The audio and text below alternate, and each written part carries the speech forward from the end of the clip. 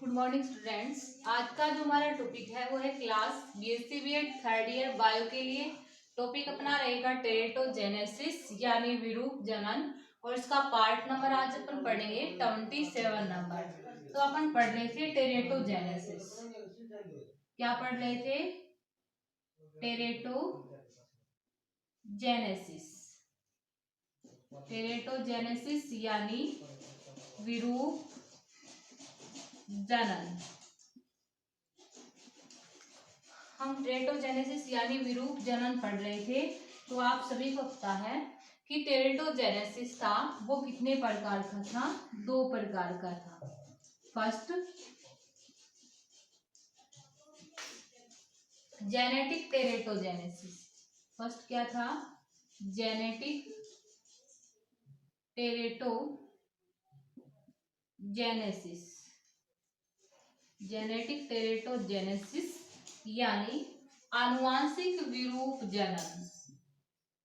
आनुवांशिक विरूप जनन। आनुवांशिक विरूप जनन था यानी जेनेटिक विरूप जनन था। और सेकंड क्या था? इन्वायरमेंटल टेरेटोजेनेसिस, जिसको वातावरणीय विरूप जनन अपन ने बोला था। मैंने बताया था जेनेटिक टेरेटोजेनेसिस होता है वो आगे चलकर 2 टाइप का होता है। फर्स्ट था ह्यूमन टेरेटोजेनेसिस। ह्यूमन टेरेटोजेनेसिस और सेकंड क्या था? एनिमल टेरेटोजेनेसिस। टेरेटोजेनेसिस, ठीक है। मैंने आपको बताया था कि ह्यूमन टेरेटोजेनेसिस भी 2 टाइप का होता है। फर्स्ट क्या था? स्ट्रक्चरल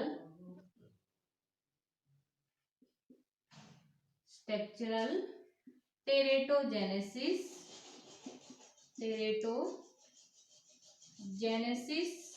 और सेकंड था फंक्शनल टेरेटोजेनेसिस।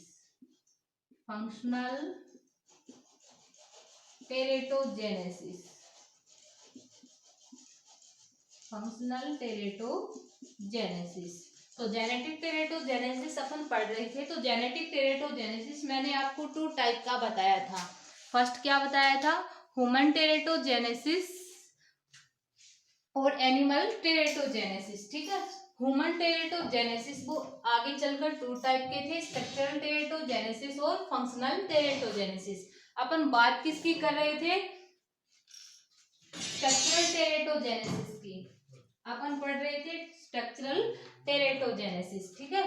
अब देखिएगा, स्ट्रक्चरल टेरेटोजेनेसिस था वो अलग अलग जंतुओं में अलग अलग प्रकार से अपन को दिखाई देता है, या फिर बोल सकते हो कि जंतुओं में पाए जाने वाले स्ट्रक्चरल टेरेटोजेनेसिस यानी संरचनात्मक विरूप जनन निम्न प्रकार के होते हैं।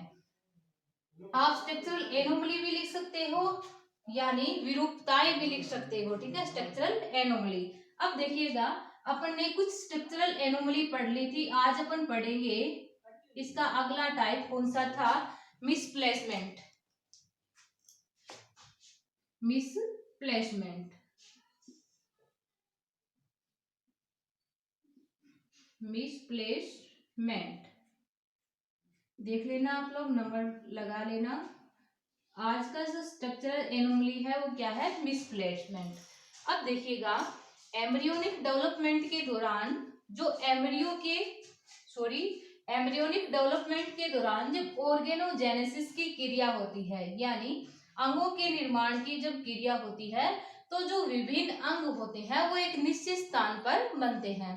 ध्यान रखिएगा, जब एम्ब्रियोनिक डेवलपमेंट के दौरान एम्ब्रियोजेनेसिस की क्रिया होती है तो भ्रूण के विभिन्न अंग होते हैं वो क्या बनते हैं? एक निश्चित स्थान पर बनते हैं। भ्रूण के जो विभिन्न अंग है वो क्या बनते हैं? एक निश्चित स्थान पर बनते हैं। यदि ये भ्रूण के अंग निश्चित स्थान पर नहीं बनकर यदि ये अन्य स्थान पर बन जाए, ठीक है, कहने का मीन ये है कि इन अंगों का निर्माण यदि एक निश्चित स्थान पर न होकर के दूसरे स्थान पर हो जाए तो उसको क्या बोलते हैं, मिसप्लेसमेंट कहा जाता है। क्या बोलते हैं इसको, मिसप्लेसमेंट, मिसप्लेसमेंट कहा जाता है। फॉर एग्जाम्पल, जैसे दांत का भ्रूण के तालु भाग से निकलना, भ्रूण के किससे निकलना, तालु भाग से निकलना, ठीक है। मेनली जो टिथ होते हैं वो जबड़ों के अंदर ही, अपने जो मसूड़े होते हैं उसके अंदर ही पाए जाते हैं। बट अगर मिसप्लेसमेंट किसी के अंदर संपन्न हो जाए तो दांत होते हैं वो भ्रूण के तालु के अंदर भी क्या हो जाते हैं, बन जाते हैं, ठीक है। यानी तालु के भाग के अंदर से भी दांत होते हैं वो निकलने प्रारंभ हो जाते हैं। इस प्रकार दांत का भ्रूण के तालु भाग से निकलना ही क्या कहलाता है, मिसप्लेसमेंट, ठीक है। अगला देखिएगा क्लब फिट। अगली स्ट्रक्चरल एनोमली क्या है, क्लब फिट, क्लब फिट यानी मुग्धाकार या मुग्ध पेड़। क्लब फिट क्या होते हैं, मुग्ध पेड़। अब देखिएगा ये जो क्लब फिट है वो क्या है, एक जेनेटिक डिजीज है। क्लब फिट क्या है, एक जेनेटिक डिजीज है, ध्यान रखिएगा। क्लब फिट एक जेनेटिक डिजीज है, ठीक है। अब देखिएगा ये जेनेटिक डिजीज मैंने बता दिया, क्लब फिट जेनेटिक डिजीज है।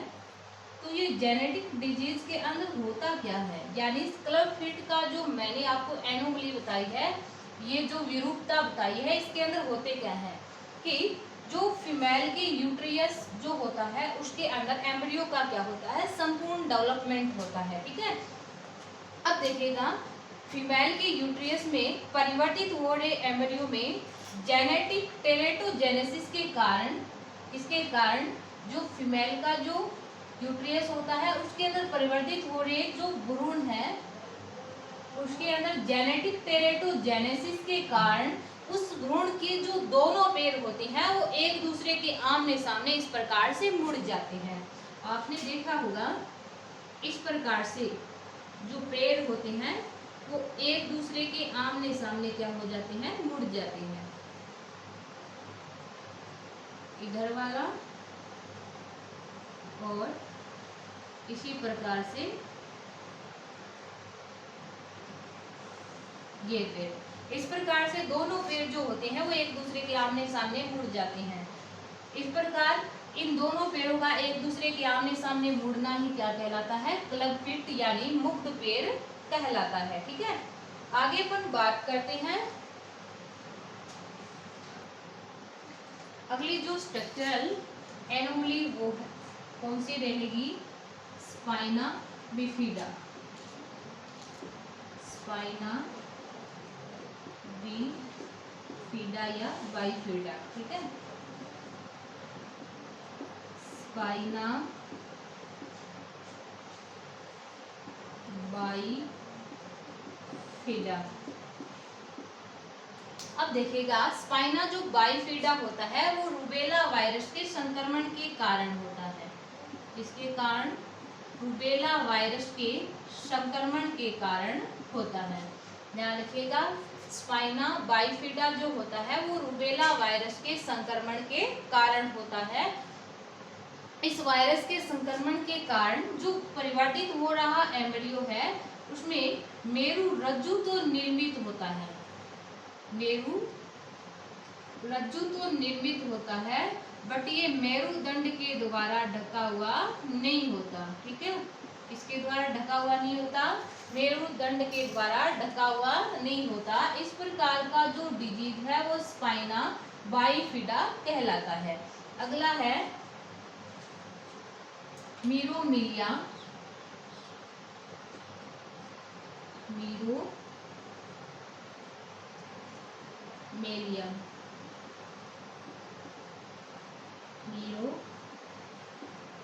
मीरोमेलिया। मीरोमीलिया क्या है? यह भी एक जेनेटिक डिसऑर्डर है, यानी एक जेनेटिक विकार है। जेनेटिक डिसऑर्डर या एक जेनेटिक डिसऑर्डर यानी जेनेटिक विकार है। इस रोग के कारण क्या होता है, जो एम्ब्रियो उत्पन्न होता है या डेवलप हो रहा जो एम्ब्रियो है उसमें नुकीले हाथ और पैर उत्पन्न होते हैं। नुकीले हाथ और क्या होते हैं? पैर उत्पन्न होते हैं। नुकीले का मीन समझते हो क्या? हाथ तो बनेगा इस प्रकार से, इसमें हाथ तो बनता है लेकिन ये जो हथेली वाला पार्ट है उसका निर्माण नहीं होता। हाथ का जो डेवलपमेंट है वो यहीं तक सीमित रह जाता है। उसी प्रकार उसकी यहाँ तक घुटनों तक की टांगे तो बनती है, लेकिन ये टांगे जो पैर होता है वो नहीं बनता, जिसके कारण ये जो होता है यहाँ से नुकीला हो जाता है। ठीक है, ये हाथ मान लीजिए, ये क्या है? पैर। इस प्रकार इस मीरोमीलिया जो जेनेटिक डिसऑर्डर है उसके कारण जो भ्रूण होता है उसके अंदर नुकीले हाथ और नुकीले पैर क्या होते हैं? उत्पन्न होते हैं। इसी के साथ स्ट्रक्चरल एनोमली होती है वो कंप्लीट होती है। आगे बात करते हैं अपन फंक्शनल एनोमली की। आगे अपन बात करते हैं स्ट्रक्चरल एनोमली थी वो कंप्लीट होती है। अब ह्यूमन टेरेटोजेनेसिस का जो सेकंड टाइप था फंक्शनल एनोमली।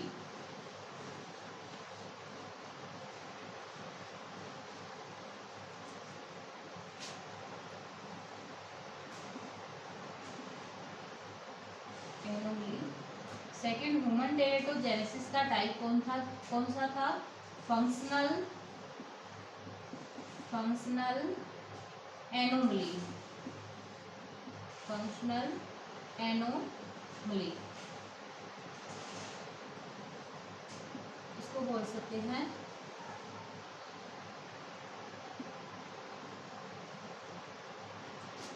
कार्य की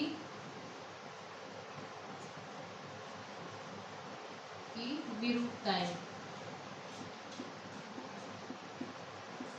तो कार्य की विरूपताएं क्या होती है कि कुछ विरूपताएं ऐसी होती है जो कि नाइट्रोजन के कारण उत्पन्न होती है, कुछ कार्बोहाइड्रेट से रिलेटेड होती है।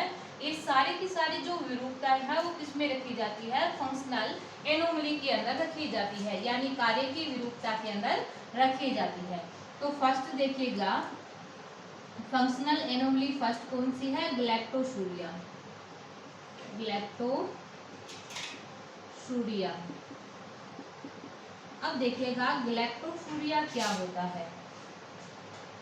यह होता है ग्लैक्टोकाइनेज एंजाइम की अनुपस्थिति में। ग्लैक्टोकाइनेज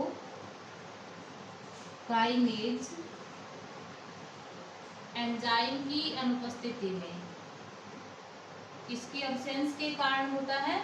ग्लैक्टोशूरिया जो होता है वो ग्लैक्टोकाइनेज एंजाइम की अनुपस्थिति के कारण होता है। क्यों?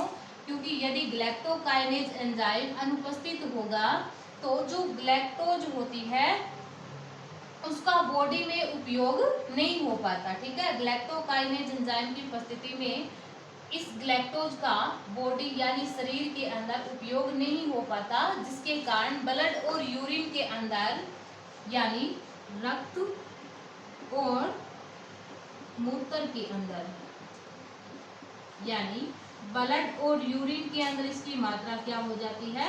बढ़ जाती है। ब्लड एंड यूरिन के अंदर किसकी मात्रा बढ़ जाती है?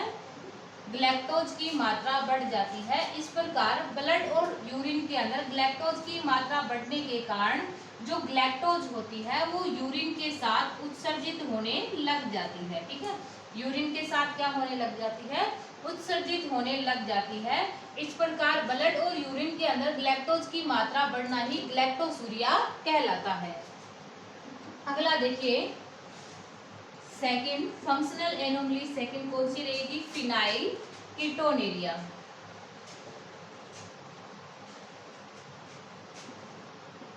Phenyl ketonuria. अब देखते हैं कि फिनाइल कीटोनेरिया किसके कारण होता है। फिनाइल कीटोनेरिया फिनाइल एलानिन का टायरोसिन में रूपांतरण नहीं होने के कारण उत्पन्न होता है। ध्यान रखिएगा, फिनाइल कीटोनेरिया होता है वो फिनाइल एलानीन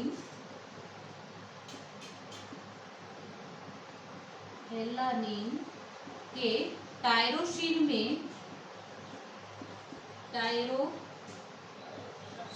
में चेंज नहीं होने के कारण उत्पन्न होता है।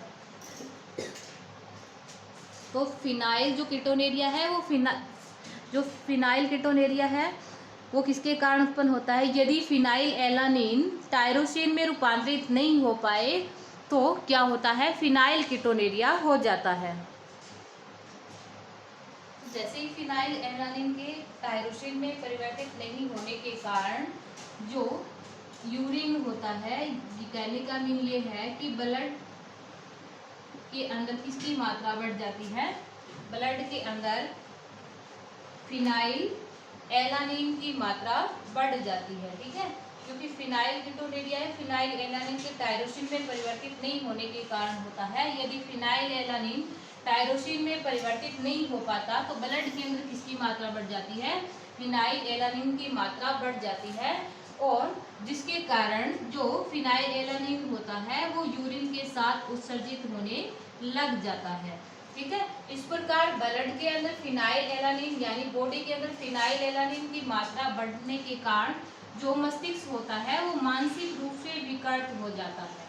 मस्तिष्क क्या हो जाता है? मानसिक रूप से विकृत हो जाता है। ध्यान रखिएगा, मस्तिष्क मानसिक रूप से विकृत हो जाता है, और मनुष्य का जो IQ लेवल होता है वो भी क्या हो जाता है? कम हो जाता है। इसके अलावा जो स्किन होती है यानी जो त्वचा होती है उसके अंदर पिगमेंट यानी मेलानिन जो वर्णक होता है उसकी मात्रा भी जो मेलानिन जो पिगमेंट होता है वो भी एब्सेंट होना यानी अनुपस्थित होना क्या कर देता है? प्रारंभ कर देता है। अगला है निमान-पिक रोग। ठीक है, थर्ड जो फंक्शनल एनोमली है वो क्या है? निमान-पिक रोग। निमान-पिक रोग क्या होता है वो देखते हैं। अब देखिएगा, निमान-पिक रोग क्या होता है? कौन सा रोग? निमान-पिक रोग। निमान-पिक रोग क्या होता है वो देखिएगा। यह जो रोग होता है वो स्पिंगोमाइलिनेज एंजाइम की अनुपस्थिति के कारण होता है। स्पिंगोमाइलिनेज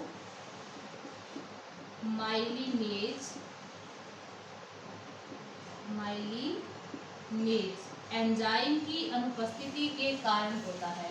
यदि स्पिंगोमाइलिनेज जो एंजाइम होता है उसमें किसी या तो अनुपस्थिति के कारण या फिर किसी प्रकार की उसमें त्रुटि उत्पन्न हो जाए तो जो स्पिंगोमाइलिन जो वसा होती है, कौन सी?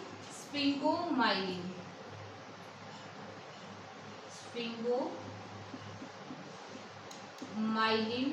जो वसा होती है वो मनुष्य के मस्तिष्क के श्वेत द्रव्य के अंदर, इसके अंदर श्वेत द्रव्य के अंदर इकट्ठी होनी क्या हो जाती है? प्रारंभ हो जाती है। इस प्रकार स्पिंगोमाइलिन वसा का मनुष्य के मस्तिष्क के श्वेत द्रव्य के अंदर इकट्ठा होना ही क्या कहलाता है? निमान-पिक रोग कहलाता है। अगला है गाउचर का रोग। ठीक है, गाउचर का रोग। अगला कौन सा है? गाउचर का रोग। ये जो रोग होता है वो होता है ग्लूकोसेरिब्रोसाइडेज एंजाइम में किसी प्रकार की त्रुटि उत्पन्न हो जाए तो सेरिब्रोसाइड जो लिपिड होती है वो मनुष्य के रेटिकुलो एंडोथेलियल तंत्र के अंदर इकट्ठी होनी प्रारंभ हो जाती है।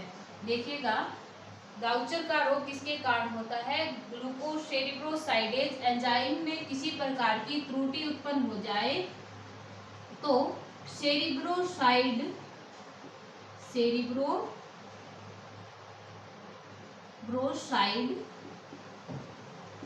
जो लिपिड होती है, सेरिब्रोसाइड जो लिपिड होती है वो मनुष्य के रेटिकुलो एंडोथीलियल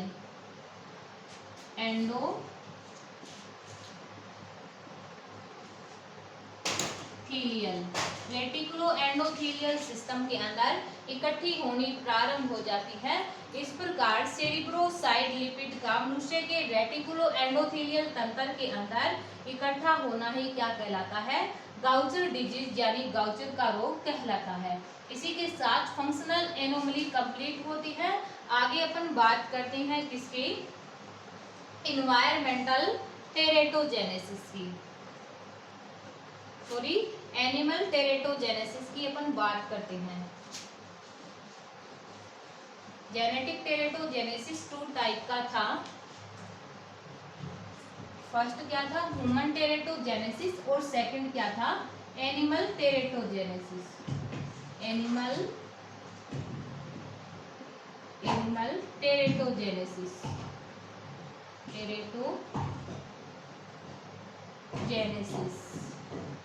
यानी जंतु विरूप जनन। तो अगला जो हमारा पॉइंट रहेगा जेनेटिक टेरेटोजेनेसिस का वो क्या होगा? एनिमल टेरेटोजेनेसिस यानी जंतु विरूप जनन। एनिमल टेरेटोजेनेसिस भी ह्यूमन टाइप का होता है, बट इसके अंदर अपन एक ही मेन टाइप पढ़ते हैं, जीन फिन रिलेशनशिप।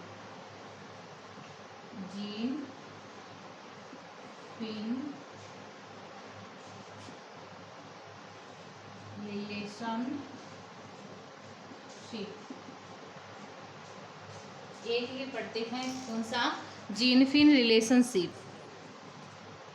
अब देखिएगा जीन फिन रिलेशनशिप के अंदर क्या होता है कि कुछ जीन या फिर विभिन्न प्रकार के जो जीन होते हैं वो अलग अलग पथों के अंदर, किसके अंदर? अलग अलग पथों के अंदर एक ही टेरेटा को प्रभावित करते हैं। एक ही टेरेटा को क्या करते हैं? प्रभावित करते हैं। विभिन्न प्रकार के जीन अलग अलग पथों में एक ही टेरेटा को प्रभावित करते हैं, जिसके कारण एक भ्रूण में विभिन्न प्रकार की क्या आ जाती है? विकृतियां आ जाती है। ध्यान रखिएगा, विभिन्न प्रकार के जीन अलग अलग पथों में एक ही टेरेटा को प्रभावित करते हैं, जिसके कारण भ्रूण के अंदर अनेक प्रकार की क्या आ जाती है? विकृतियां आ जाती है। ठीक है, अब देखिएगा फॉर एग्जाम्पल के लिए, जैसे ड्रोसोफिला में जो 20 जीन, ड्रोसोफिला में लगभग 20 जीन ड्रोसोफिला की आंखों के कलर को प्रभावित करते हैं। ड्रोसोफिला के अंदर लगभग 20 जीन ड्रोसोफिला की जो आंखें होती है उसके कलर को प्रभावित करते हैं, जिसके कारण या इन जीनों के कारण इस ड्रोसोफिला के आंखों के रंग के अंदर, ड्रोसोफिला के आंखों के कलर यानी रंग के अंदर कुछ लक्षण ऐसे आ जाते हैं जो कि प्रभावी होते हैं, कुछ लक्षण ऐसे आ जाते हैं जो क्या होते हैं? प्रभावी होते हैं, जबकि कुछ लक्षण ऐसे आ जाते हैं जो क्या होते हैं? अप्रभावी होते हैं। कुछ लक्षण ऐसे आ जाते हैं जो प्रभावी होते हैं, कुछ लक्षण ऐसे आ जाते हैं जो क्या होते हैं? अप्रभावी होते हैं। जो लक्षण प्रभावी होते हैं वो पीढ़ी दर पीढ़ी वंशानुगत होते जाते हैं, जो अप्रभावी होते हैं वो वंशानुगत नहीं होते। तो ये थी क्या? Gene phene relationship. आगे हम बात करते हैं किसकी? लास्ट पार्ट बचा है इसका, टेरेटोजेनेसिस 2 टाइप का था, जेनेटिक और इन्वायरमेंटल। तो इसका सेकंड टाइप है कौन सा? इन्वायरमेंटल टेरेटोजेनेसिस।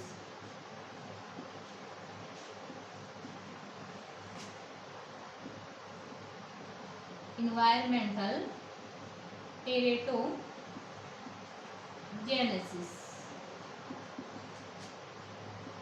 यानी वातावरणीय विरूप जनन, वातावरणीय विरूप जनन। अब देखिएगा इन्वायरमेंट भी भ्रूण के अंदर विभिन्न प्रकार की जो विरूपताएं उत्पन्न होती है भ्रूण के अंदर, उसके लिए इन्वायरमेंट भी क्या होता है, जिम्मेदार होता है। यानी विभिन्न प्रकार के इन्वायरमेंटल कारक भी एम्ब्रियो के अंदर उत्पन्न होने वाली विरूपताओं के लिए क्या होते हैं, जिम्मेदार होते हैं। देखिएगा ये 3 प्रकार के फैक्टर है। Teratogenesis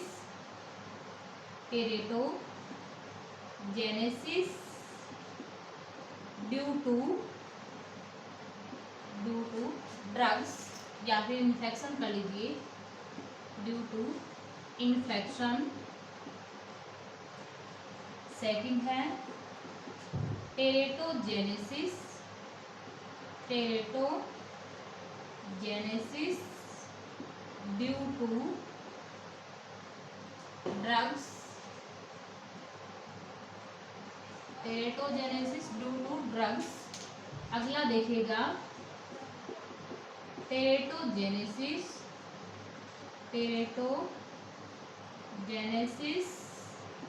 due to radiation.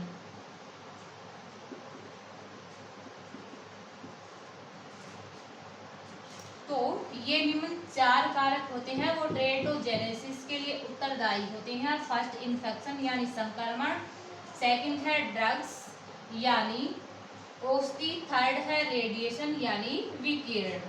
अब देखिएगा फर्स्ट अपन बात करते हैं टेरेटोजेनेसिस ड्यू टू इन्फेक्शन। अब देखिएगा कि जो रूबेला वायरस होता है, कौन सा virus, rubella virus,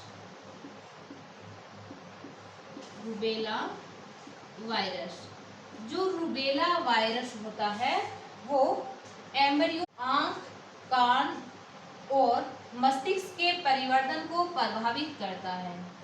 rubella virus भ्रूण के ब्रेन यानी मस्तिष्क, आईज यानी आंखें और ईयर यानी कान, ठीक है, इनके परिवर्तन को क्या करता है, प्रभावित करता है। यदि प्रेगनेंसी के दौरान किसी फीमेल के अंदर इस रूबेला वायरस का क्या हो जाए, संक्रमण हो जाए, तो उत्पन्न होने वाली लगभग 50% जो संतति होती है उसके अंदर आंख, कान और मस्तिष्क का पूर्ण रूप से परिवर्तन नहीं होता। कहने का मीन ये है कि इसके मस्तिष्क, भ्रूण के अंदर जो भ्रूण का जो मस्तिष्क होता है, आंख होती है और जो कान होता है, उसमें अपन को अनेक प्रकार की विकृतियां देखने को मिलती है। अनेक प्रकार की क्या मिलती है, विकृतियां देखने को मिलती है। अब अपन बात करते हैं टेरेटोजेनेसिस ड्यू टू ड्रग्स, यानी औषधियां किस प्रकार से टेरेटोजेनेसिस के लिए जिम्मेदार होती है। अब एक औषधि का नाम आपको बता रही हूँ, थैलिडोमाइड,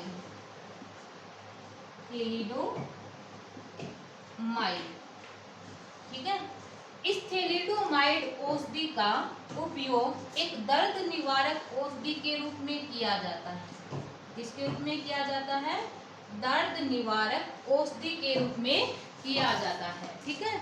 यदि इस थैलिडोमाइड औषधि का उपयोग, इसका यदि थैलिडोमाइड औषधि का उपयोग लंबे समय तक किया जाए, यानी कहने का मीन ये है कि थैलिडोमाइड औषधि का यदि हम लंबे समय तक अधिक मात्रा में उपयोग करते हैं, तो जो परिवर्तित हो रहा जो एम्ब्रियो है, उसके जो परिवर्तित हो रहा है एम्ब्रियो है, उसका कंप्लीट डेवलपमेंट यानी कंप्लीट परिवर्तन नहीं हो पाता, ठीक है। इस प्रकार जो एम्ब्रियो उत्पन्न होता है उसके अंदर जो पेड़ होते हैं वो इनकम्प्लीट होते हैं, यानी पूर्ण रूप से डेवलप नहीं होते, ठीक है। ऐसे जो एम्ब्रियो है उसको क्या बोलते हैं, एमिलिया कहा जाता है, ठीक है। अब आगे अपन बात करते हैं टेरेटोजेनेसिस ड्यू टू रेडिएशन, ठीक है। विभिन्न प्रकार की रेडिएशन यानी विकिरणें जो होती है वो भी टेरेटोजेनेसिस की क्रिया के लिए क्या होती है, उत्तरदायी होती है। अब देखिएगा विभिन्न प्रकार की जो रेडिएशन है यानी जो विकिरणें हैं वो भी परिवर्तित हो रहे एम्ब्रियो को क्या करती है, प्रभावित करती है। जैसे यदि प्रेगनेंसी के दौरान फीमेल की रीढ़ की हड्डी में क्या उत्पन्न हो जाए, ट्यूमर उत्पन्न हो जाए। क्या उत्पन्न हो जाए, ट्यूमर उत्पन्न हो जाए। ठीक है, तो इस ट्यूमर को नष्ट करने के लिए अनेक प्रकार की रेडिएशन का क्या किया जाता है, उपयोग किया जाता है। ठीक है, अब देखिएगा इस रेडिएशन के कारण जो परिवर्तित हो रहा जो एम्ब्रियो होता है उसकी जो रीढ़ की हड्डी होती है, जो रीढ़ की जो हड्डी होती है उसके परिवर्तन में भी अनेक प्रकार की क्या आ जाती है, विकृति आ जाती है। ठीक है, तो इसी के साथ अपना जो टेरेटोजेनेसिस का जो टॉपिक था वो कंप्लीट होता है। आगे मिलते हैं नेक्स्ट क्लास के अंदर।